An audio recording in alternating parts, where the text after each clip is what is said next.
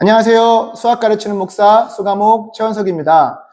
잘 지내셨습니까? 제가 오랫동안 영상을 못 올렸는데 지금 아이들이 시험 기간이었습니다. 그래서 아이들 공부를 봐주느라고 영상을 찍을 시간이 없었어요. 다시 이제 시험도 끝났으니까 열심히 달려보도록 하겠습니다. 오늘은 제가 지난 시간에 한번 말씀드렸지만 연산이 중요한 것인가 아니면 중요치 않은 것인가 그거에 예고를 드렸었는데 오늘 속 시원하게 말씀을 드리도록 하겠습니다. 연산이라는 것은 한마디로 딱 말씀드리면 필요하지만 중요하지는 않습니다. 정말 필요한 겁니다. 왜냐하면 문제를 풀매에 있어서 덧셈, 뺄셈, 곱셈, 나눗셈은 반드시 필요한 능력이에요. 하지만 그것은 중요하지는 않습니다. 그 이유를 설명드릴게요. 우리나라의 현행 교육과정은 초등학교 6년, 중학교 3년, 고등학교 3년, 그래서 총 12년으로 되어 있는 교육과정이에요. 근데 우리가 수학만 놓고 보면 초등학교 6년 동안에는 수학의 약 20%를 배우게 되어 있습니다. 그 다음에 중고등학교도 6년인데요. 그 6년 동안에는 수학의 80%를 배워요. 뭐 수치적으로 딱 20%, 80%라고 딱 나눌 수는 없지만 거의 그렇게 되어 있어요. 그러면은 초등학교 6년 동안 무엇을 배우냐면은 주로 연산이라는 것을 배워요. 뭐 1학년 때 한 자릿수 덧셈, 두 자릿수 덧셈, 세 자릿수 덧셈, 그 다음에 분모가 같은 분수의 덧셈, 소수의 덧셈, 분모가 다른 분수의 덧셈, 이런 식으로 쭉 배워요. 근데 학년이 달라지고 학년이 올라가는 거죠. 뭐 뺄셈도 마찬가지고요. 나눗셈, 곱셈도 다 마찬가지예요. 계속 학년이 올라갈수록 수만 달라지는 거죠. 연산은 동일하게 배웁니다. 그러다가 중학교 올라가면 당연히 초등학교 때도 방정식의 개념이 딱 방정식이라고 나오진 않지만 방정식의 개념이 또 부등식 개념들이 보여지긴 하지만 정식으로 어떻게 보면 방정식이라고 딱 명시가 되면서 배우는 것은 중학교 때부터예요. 방정식, 부등식, 함수, 확률, 중고등학교 때는 미적분도 배우고요. 우리가 대수학이라는 것도 배우고 이런 것들을 등등 배우는데 근데 우리가 수학을 함에 있어서요. 여러 가지 필요한 능력들이 있어요. 근데 그 중에 우리가 여러 가지 능력 좀 나열해 보면 이해력이 있고요. 그 다음에 사고력, 문제 해결력, 그 다음에 응용력, 연산력, 공간 지각력 등이 있습니다. 근데 더 다른 능력들도 있지만 이것들이 수학을 할 때 필요한 능력들이에요. 근데 이것이 어느 하나가 특출나게 잘한다고 하더라도 수학은 잘할 수 없어요. 이것이 평균 이상 다 골고루 잘해야 수학을 잘할 수 있습니다. 하지만 그 중에 가장 중요하다고 생각하는 건 뭐냐면은 이해력이에요. 가장 중요한 건 이해력입니다. 그 다음에 두 번째는 문제를 이제 풀고 하는 그러한 문제 해결력, 응용력, 사고력의 부분인 거고, 그 다음에 세 번째는 연산, 계산력입니다. 그 다음에 네 번째라기보다는 공간 지각 능력은 약간 공간에 대한 능력이기 때문에 별도로 빼놓는다고 그러면 연산력은 어떻게 보면 세 가지 중에 제일 중요치가 않아요. 왜 그러냐면 문제를 읽었어요. 문제가 이해가 안 됐어요. 그 문제가 이해가 안 되면 연산은 못 써먹습니다.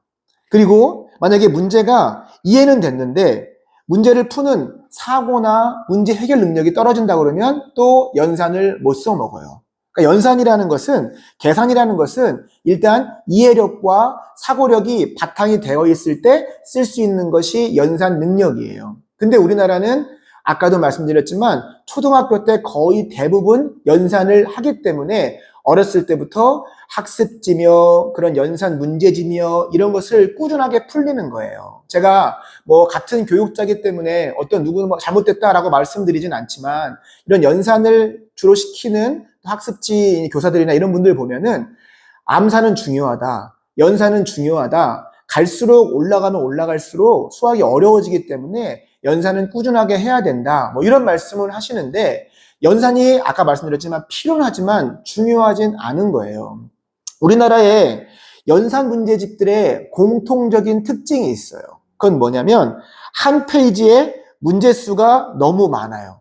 한 페이지에 막 수십 문제씩 있죠. 지금 영상을 보시는 학부모님들이나 학생들도 만약에 연산 문제집을 경험해 보셨다면 충분히 공감하실 거예요. 한 페이지에 수십 문제가 있어요. 그래서 만약에 뭐 엄마가 누구누구야 오늘 몇 장 풀어놔? 뭐 이러면은 뭐 그렇게 해야 뭐 할 수 있어? 어떠한 이러한 그런 보상을 준다 그러면 아이들은 어떠한 생각이나 고민을 하는 것이 아니라 그냥 기계적으로 문제를 풉니다. 그냥 막 이렇게 생각하지 않고 문제를 계속 푼다는 거예요. 그러면 당연히 연산력이나 계산력은 조금 향상될 수는 있어요. 하지만 반면에 문제를 어떠한 것을 생각하거나 이해하려는 습관들은 반드시 떨어지게 되어 있습니다. 여기 지금 시청하시는 분들 중에 중학교나 고등학교 자녀를 두신 부모들이 있다면은 공감하실 내용 중에 하나가 뭐냐면 아이들이 중학교 올라갔을 때, 고등학교 올라갔을 때 문제가 연산이 안 돼서 문제를 못 풀지는 않아요.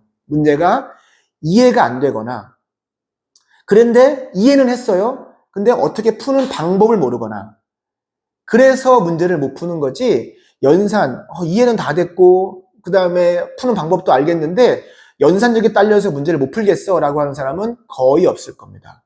그래서 오히려 초등학교 저학년 때부터 이 연산보다는 이해나 사고 중심의 교육을 시켜야 되는 거예요. 제가 그전 시간에도 말씀드렸지만 3학년 문제와 6학년 문제가 동일하다니까요. 제가 나눗셈 비교해 드렸잖아요. 3학년 때도 나눗셈을 배우고 6학년 때도 나눗셈을 배우지만 3학년 때는 아직 그 당시에는 분수의 개념을 배운 것이 아니기 때문에 그냥 큰 수에서 작은 수를 나누면 답이 나온다는 거예요.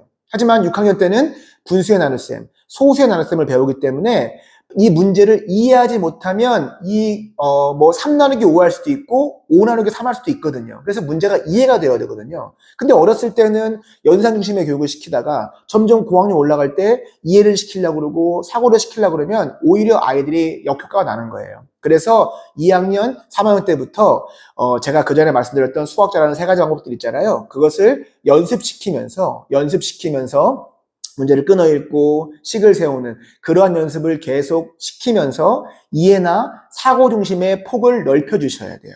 그래야 중학교, 고등학교 올라가서도 문제를 연산 중심으로 가는 것이 아니라 이것을 이해하려고 노력하고 그 다음에 어떻게 풀어야 될지 why를 던지면서 how를 던지면서 이것이 왜 이렇게 됐지? 어떻게 해야 될까? 이렇게 사고하는 머리가 생기는 거예요. 그래서 결론적으로 말씀드리겠습니다.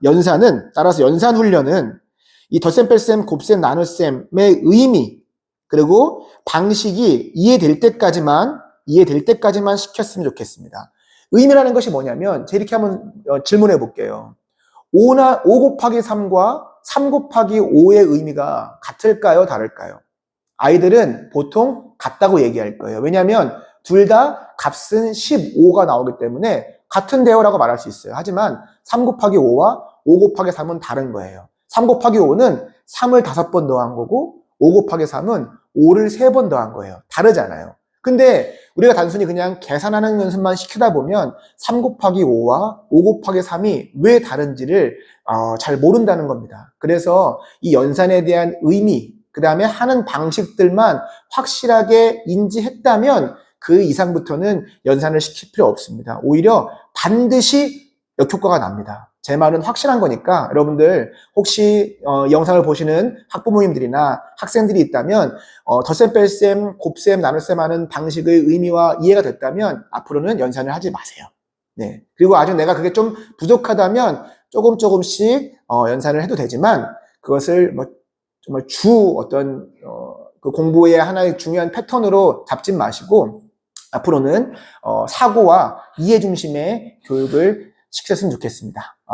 여기까지 오늘 설명드렸고요. 제가 다음 시간에는 저희 이제 영상을 시청하시는 분들이 많아졌고 또 구독자가 200명이 넘었어요. 그래서 많은 분들 중에서 이 수과목 채널을 통해서 좀 우리가 어떠한 간증 나눌 것이 있느냐라는 질문도 해주시더라고요. 그래서 다음 시간에는 좀 이렇게 이 수과목 채널을 통해서 얻게 되는 어떠한 그런 하나님의 은혜들을 좀 한번 나눠보려고 합니다.